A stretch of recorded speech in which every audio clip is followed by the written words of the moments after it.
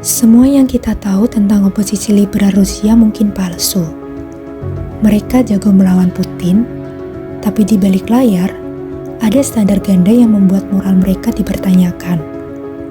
Khususnya saat menyentuh isu paling sensitif di Timur Tengah.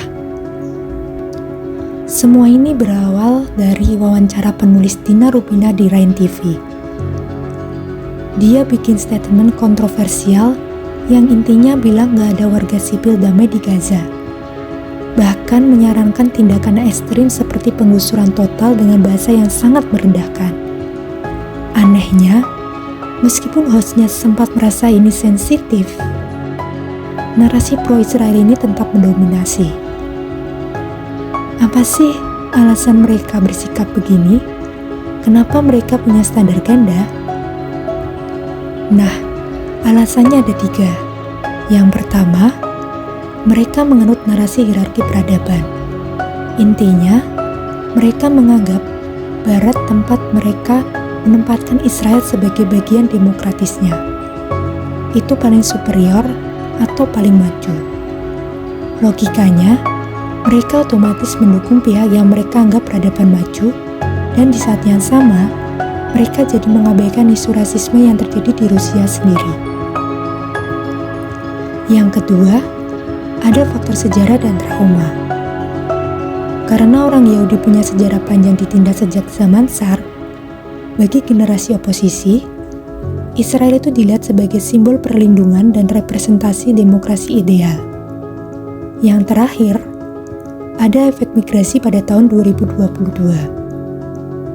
Setelah perang Ukraina pecah, puluhan ribu orang Rusia yang anti perang memutuskan pindah ke Israel. Perpindahan besar-besaran ini tentu saja memperkuat kesetiaan mutlak mereka ke Israel. 3 hal inilah yang membuat dukungan mereka jadi tanpa filter sama sekali. Ironisnya, mereka lantang mengutuk kejahatan perang Rusia di Ukraina, tapi diam 1000 bahasa atau bahkan membenarkan tindakan ekstrim di Gaza. Tokoh-tokoh terkenal pun ikut bicara. Latinina bikin perbandingan yang sangat meredakan Palestina.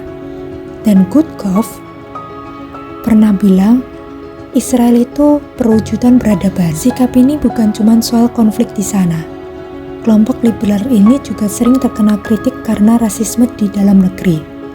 Contohnya, almarhum Navalny pernah menggunakan bahasa merendahkan terhadap migran dari Kaukasus. Mereka jarang bersuara kalau ada diskriminasi terhadap minoritas di Rusia. Apa kesimpulannya?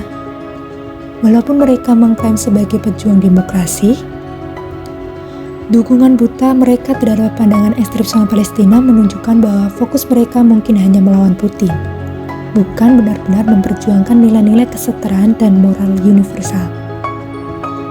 Mereka perlu dikritisi karena rasisme yang mereka tunjukkan adalah cerminan dari pola pikir bermasalah yang sudah mengakar.